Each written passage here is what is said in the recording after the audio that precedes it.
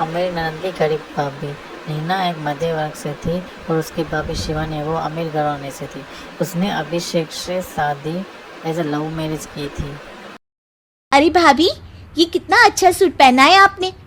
काश ऐसा मैं भी पहन पाती। अरे क्यों नहीं रीना, वैसे भी तुम्हारा और मेरा नाम तो एक ही है, जब मन करे पहन लेना। भाभी, आपको आपके पापा ने कितने अच्छे कपड़े गहने दिए हैं। मैं उनकी इकलौती बेटी जो हूँ।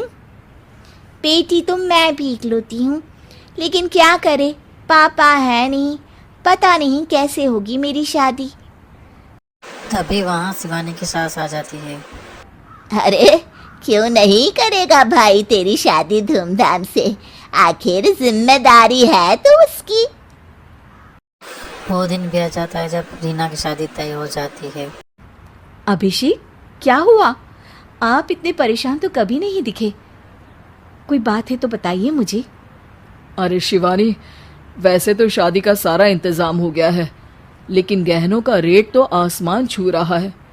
कैसे क्या करूं, कुछ समझ में ही नहीं आ रहा। थोड़ी देर में शिवानी अपने पूरे गहने अभिषेक के सामने रख देती है। ये लीजिए, गहनों का इंतजाम भी हो गया। अरे नहीं नहीं शिवानी, मैं ये गहने किसी हालत में भी नहीं ले सकता। ये तुम्हारे पिता ने तुम्हें दिया था, और तुम हो कि। तभी वहाँ सास आ जाती है। अरे तो क्या हुआ, इसकी तो हो गई ना शादी, अब किसे दिखाने हैं इसने गहने। तभी शिवानी की सास उससे गहनों के डब्बे लेके चली जाती है। वहाँ रीना की शादी धूमधाम से हो जाती है, वो भी बड़े घर में हो जाती है। वहाँ उसकी शादी से अभिषेक और शिवानी कर्जों में डूब मरते हैं। मैं सोच रही हूँ नौकरी करनी शुरू कर दूँ, वैसे भी पढ़ी लिखी हूँ, आपकी थोड़ी मदद भी हो जाएगी। वैसे शिवानी, कुछ दिन कर लो तो अच्छा ही होगा, क्योंकि ज़रूरत भी है। अब शिवानी भी नौकरी करने लग जाती है और अभिषेक का खर्च में हाथ बटाती है। एक दिन शिवानी, रीना का फोन आया था, कह रही थी कि आने वाले त्योहार में उसके ससुराल जाना है। ठीक है माँ।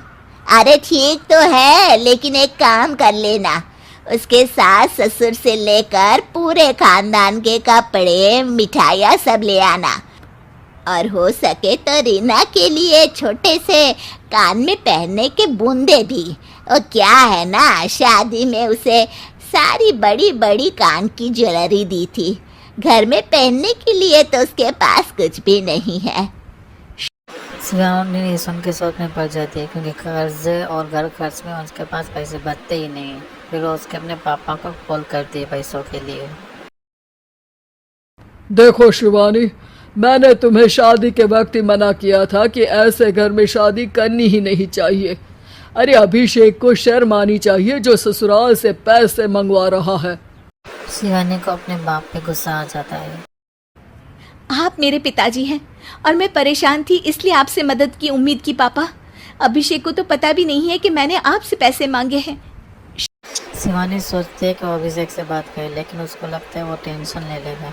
फिर उसकी नज़र सीधे कंगन पे पड़ती है जो उसके शादी में मिले थे। वो सीधे बाजार जाके वो कंगन बेच के जो सामान है वो लेके आती है और सीधा सास के सामने रख देती है। हाँ ठीक है, लेकिन फल थोड़े और अच्छी क्वालिटी के होने चाहिए थे।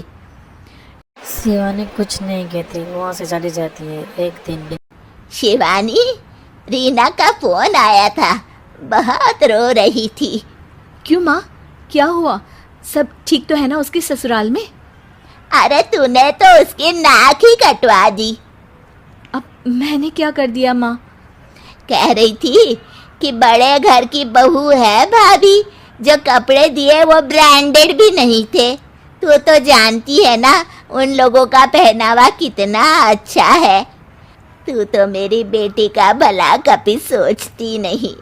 हाय भगवान, अरे बड़े घर की बहू है, इसी बात की जलन है ना तुझे, लेकिन याद रख मेरी बेटी का सोचने के लिए भगवान है, तुम लोग कभी उसका बुरा नहीं कर पाओगे। अब शिवानी सोच रही है कि क्या ईश्वर सिर्फ रीना के ही साथ है। उसके साथ नहीं। फिर वो सोचती है कि उसे बहुत सुकून है कि उसने अभिषेक को जिम्मेदारियों में पूरी तरह से हाथ बटाया, और वो बहुत खुश है। वो उस सांस से कुछ नहीं कहती, वहाँ से चली जाती है, क्योंकि खुशी उसकी ननद भले ही अमीर घरों में शादी करके ना सुकून मिले, लेकिन वो गरीब घर में रहकर भी वो सुखी है। अपनी खुशियाँ सुख वो सब अपने परिस्थितियों पर निर्भर है।